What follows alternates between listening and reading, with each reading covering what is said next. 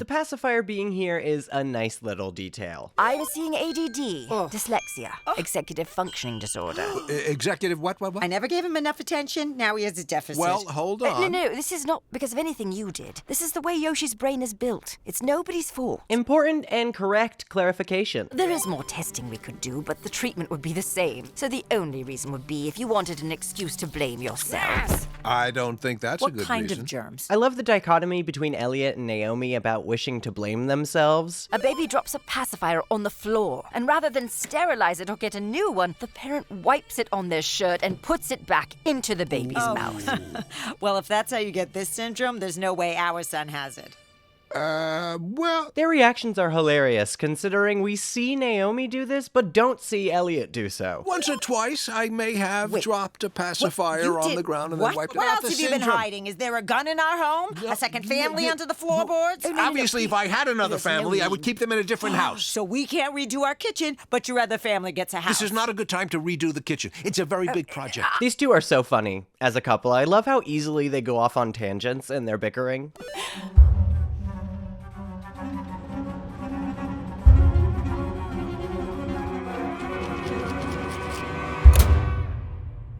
Maybe we should get the additional testing. Oh, you think? Excellent transitions with the tense music in the background. Naomi is scary. Make that 2. His check engine light being on is an excellent touch. It's so relatable. There's a ham! You get a ham, you get a ham, you get a ham, you get a ham. Love the little detail about this family of Orthodox Jewish folk being disturbed by Yoshi's current job due to the ham of it all. Who knew that in a few short years, he'd be joining their faith? All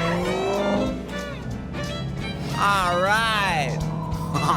I was informed by my viewers that this is actually a California condor, a rather rare bird, so it does make sense for Yoshi to want to snap a picture, even though it's still an awful time to do so. I mean, let's not pretend that using your phone while driving is okay.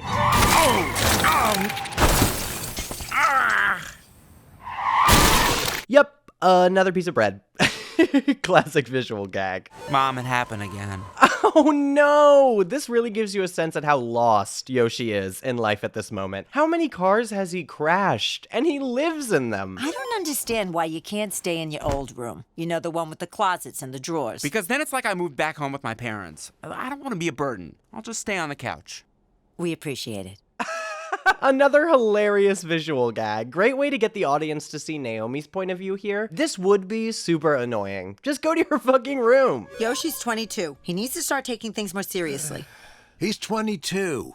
When I was his age, I was planning to backpack around the world. You can't backpack around the world. I didn't. That's my point. Again, the different parenting mindsets are made so clear in every conversation with these two, and I like that they use this episode to really examine it. I think you love him too much to see reality. I love him the right amount, so I see his flaws. Naomi is fucking hilariously and realistically so overbearing.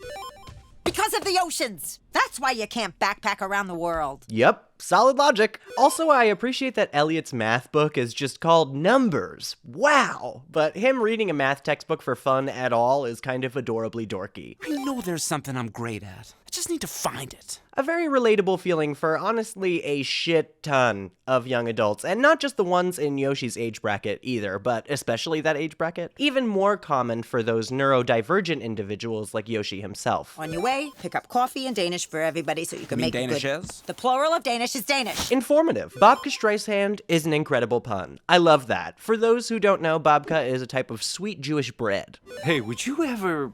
No, you wouldn't be interested. Well, what? It's not for you. I don't want to waste your time. My time is worthless. Okay. So hilarious how well this works on Yoshi. Level 7 susceptible right here. But first, I need you to get in my car, put on this blindfold, and not ask any questions. I can't even think of any questions. Oh, Yoshi. He is delightful, but I fear for his safety sometimes. I'm offering you an opportunity to get in on the "there's a mattress in there" soft launch pun very much intended. Is the pun soft or is the pun launch? The pun is both. This guy is honestly an incredible salesman, though, to be fair. Where are your shoes? Gone forever. Gone forever. He's so wonderfully absurd. All my friends got rid of their fake IDs when they turned 21, and I thought, what if I need to rent a van someday? You also need a credit card, and I have 8. The way Dave Franco reads his lines as Danny is priceless. It's called a career. It's something adults have. This is so much better. I'm gonna sell these tubes. Don't you see? The future is tubes. Nice reference to Shira's line from the last episode, which actually takes place a year from now. I guess Mom's probably right. I know it's stupid, just like everything I think is cool. You know, why is it the only things that make sense to me are the things that don't make any sense? They really do a great job of selling Yoshi's inner conflict and showing you how his brain operates fundamentally differently. Should we check with Mom first? Don't worry. I will handle your mother. Oh my god, that music cue with the dolly zoom is so perfect. You remember how we had to change hotels? Because of the goose that landed in front of the hotel's door. It was a sign from my Aunt Sylvia. Excellent visual storytelling with the shadows here. I love all the fun details in every scene in this show. They never do anything simply. Maybe that my husband thinks he's married an idiot. No. Elliot's reaction always gets me here after this entirely pre-planned falsified scenario fails miserably. You're a worse liar than you are a charades partner, and that's saying something after the fiasco with the Rosenzweigs. I wasn't playing charades. I had a bee in my shirt. Elliot is so marvelously serious about this delivery. You can really see a lot of similarities between him and Yoshi in this episode. He's quite eccentric as well. Also, she was wearing this the first episode, but I'm stupid and I missed it. Naomi's necklace is the Hamza, a symbol that when distended upside down, as she has it, is supposed to attract good luck, health, fortune, and positivity. It's innovation meets disruption, Dad. It's mattress meets tube. Okay, but tell me why you, Yoshi, think this is a good product. Because I would have wanted one.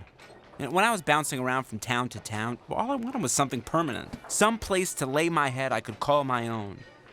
And besides, who wants to carry a full mattress up a flight of stairs? I really like how Elliot is able to constructively and patiently direct Yoshi to the heart of why he actually enjoys the product so much. He's a really good father. Oh, and now the Orthodox folk actually approve of his business. How lovely. Plus, I really enjoy how the sequence conveys that Yoshi is actually extremely smart, adept, and talented when his interests align with his goals.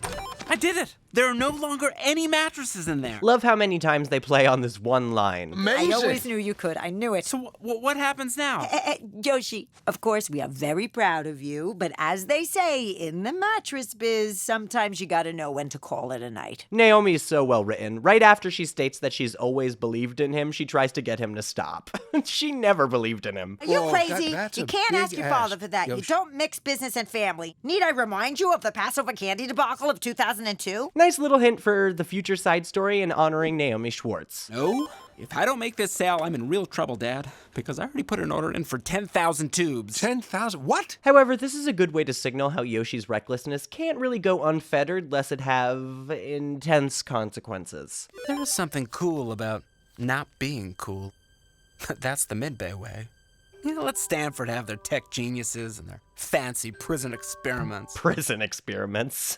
A mattress you can take wherever you go, no matter how far from home. Home. That's what this place is for thousands of students. But what if they could take a little bit of home with them when they left? He is an incredible salesman, though. Wow, this is a real Hail Mary, and it works. It's not fancy. It's just something that says, MBU. You're here to learn. We'll handle the rest. And he ends on an excellent pun. This restaurant's name translates to It's You. Bojack reference? Fuck, man. What else is there to say? It was like Michael Jordan in there. You mean he had the raw sexual appeal of 15 normal men? No, I just mean he did a really good job. And thus begins Naomi's bizarre fixation with Michael Jordan. And to think, none of this would have happened if I hadn't told you to go to that bakery. Oh my god, I can't believe she takes credit for this success after trying to steer him away at every turn. That's so classic. Love this guy getting done in by his own Tammet. The tubes have taken over our home, Elliot. Imagine this line out of context. You think I should have a talk with him. So you get to be the nice, supportive parent, and I have to be the mean one who tells my boy his dream is stupid. But Naomi does have sort of a point here. That is the best part of this series. Nobody's really completely out of line, and you can always see where they're coming from. She did tell Elliot this was a poor idea all episode, and now that it's actually gone south, he does want her to be the one to kind of crush Yoshi's dreams. But she doesn't enjoy doing so, even if she does so often. Even though I knew all along his dream was stupid. I knew it, and I derived no pleasure from being right, but I knew it, and I kept my mouth shut. You kept your mouth shut? Once again, just classic mom behavior. Elliot staring at her like a puppy from behind the glass. You're asking me to give up on my dreams? Okay, sure, yeah. No, that makes sense, because that's what you do, right? Like your dream of backpacking around the world? Yosh, that's enough. Yeah, but I'm not like you, Dad. I can't just make myself small. Small?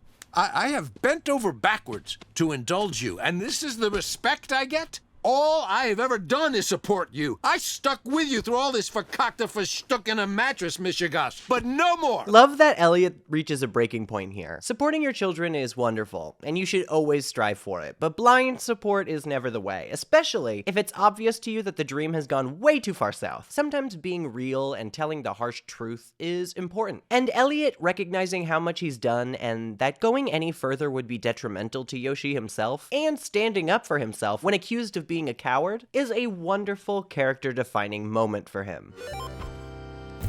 Whoa! Huh.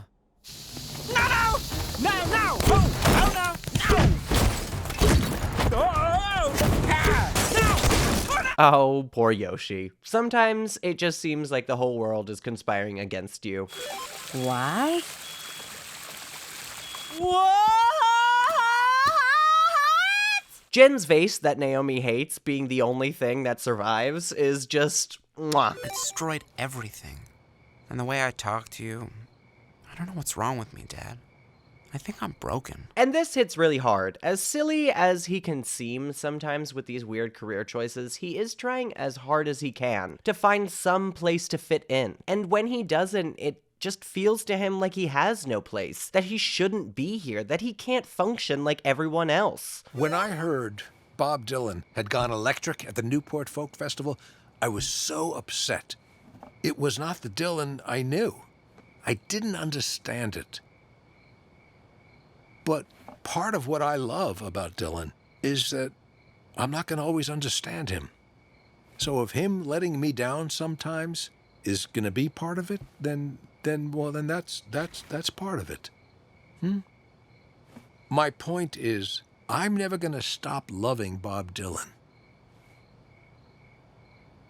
This is one of my favorite moments in the entire show. What a wonderful father Elliot is. And this analogy is so absolutely touching. Sure, Yoshi disappointed him, made a mistake, but he loves Yoshi for exactly who he is. So if Yoshi is going to be a part of his life, which Elliot definitely wants, then every now and then he might have to put up with a little fakakta verstugene Mishigas. And it doesn't mean that he loves Yoshi any less for it, or that anything Yoshi does will stop Elliot from loving him. Just such a beautiful sentiment, and one that many children in this position really need to hear. Even if you fail, you are not a disappointment. You are not ever broken. But you know, your mother has always wanted to redo the kitchen, so maybe this is an opportunity. Love that the redoing of the kitchen is brought back from the cold open. Just such fantastic, consistent writing in every single episode.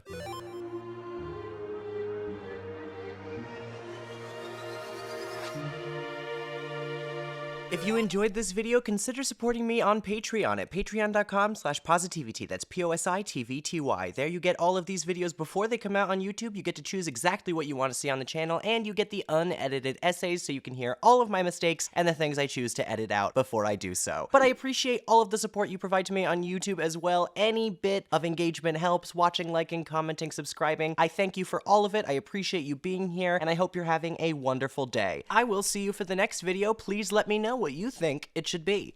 Bye-bye.